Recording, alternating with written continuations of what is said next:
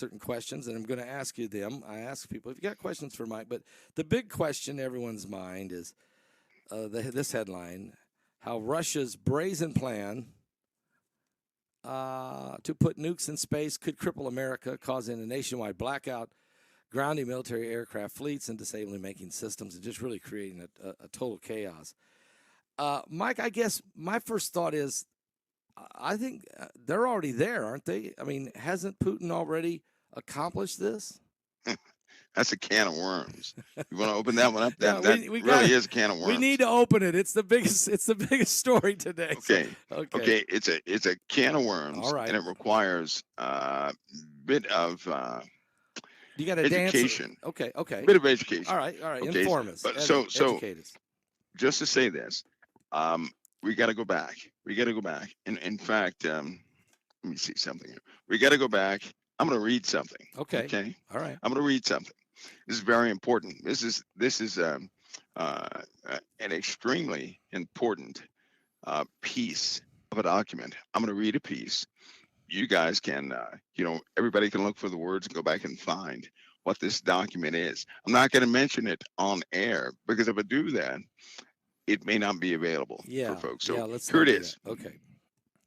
Considerable interest in the Soviet space program is developing in the West. Western analysts catalog continuous and in-depth Soviet drive to improve its current military space capabilities to develop new ones as technologies breakthroughs are achieved. Well, that's a mouthful, isn't it? Achieved. Right. Achieved. Okay. Achieved. They already achieved it. Okay, but let me go forward. Just a little bit. Let me continue. It says, why does the Soviet Union need these military space capabilities? How do they intend to use them? And why does the Soviet authorities steadfastly refuse to acknowledge that they have military interests in outer space? This report will attempt to answer these questions by presenting the Soviet military space doctrine that educates and includes the ultimate Soviet objectives in outer space.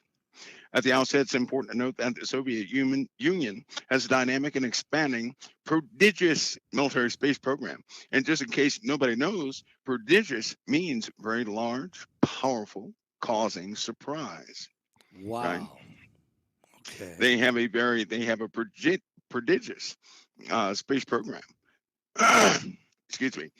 This determination is necessary, of course, because propaganda will have the world believe that the Soviet space program is wholly peaceful in nature, dedicated only to scientific and economic pursuits. In point of fact, however, the exact opposite is true. Amen. The Soviet space program is not only overwhelmingly military in nature. Did you hear that?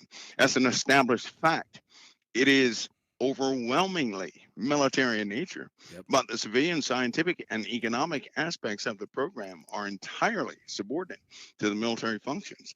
This is not to imply that the non-military benefits, including those related to the Soviet prestige, it continues, hold on. Military space permitted different approaches. This issue centered on what can be entrusted as space warfare function, that is, actual operations in outer space or land-based to destroy the enemy. And it goes on. It talks about nuclear weapons. It talks about ASAT. It talks about the Soviet anti-satellite laser program, the active one that can knock down satellites, nuclear armaments that can blow up satellites and do aerial bursts causing EMPs. Wow. That's 1962.